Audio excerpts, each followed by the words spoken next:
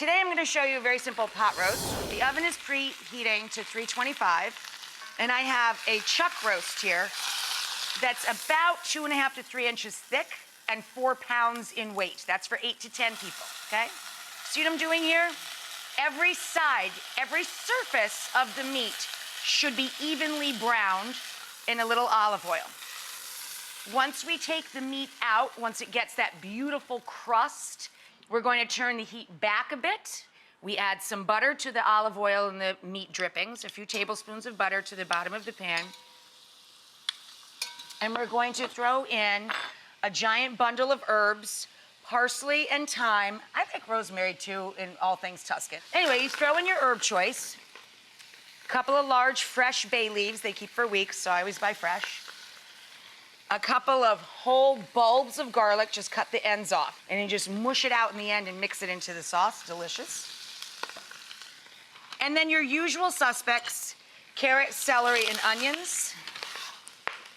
And I like to throw in some parsnips too. And we want the vegetables to sweat, so we're going to add salt to them to draw out their liquids and their natural sugars. So we salt the vegetables liberally and over the shoulder for luck. A little coarse black pepper. And then we partially cover the pot. Once we get our root vegetables to start giving off their natural juices, we're going to add in some sun-dried tomato paste or tomato paste. I always buy that in a tube.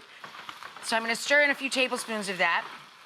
When we work with tomato paste, you should stir it until you smell the aroma fully. So once we get our juniper in there, we're going to add good Italian red wine. Any good, fairly dry red will do.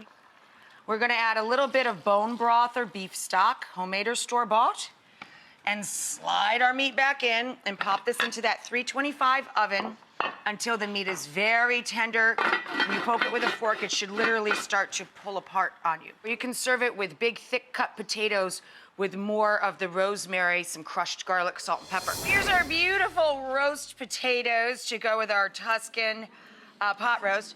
I took this out of the oven, or my friend Ben did actually, in the kitchen, and you let it rest just long enough so that you can literally pick this up and handle it, okay?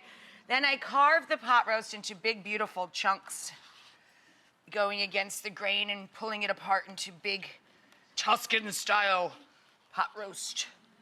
These big, glorious, chunky pieces of slow-cooked braised meat, okay?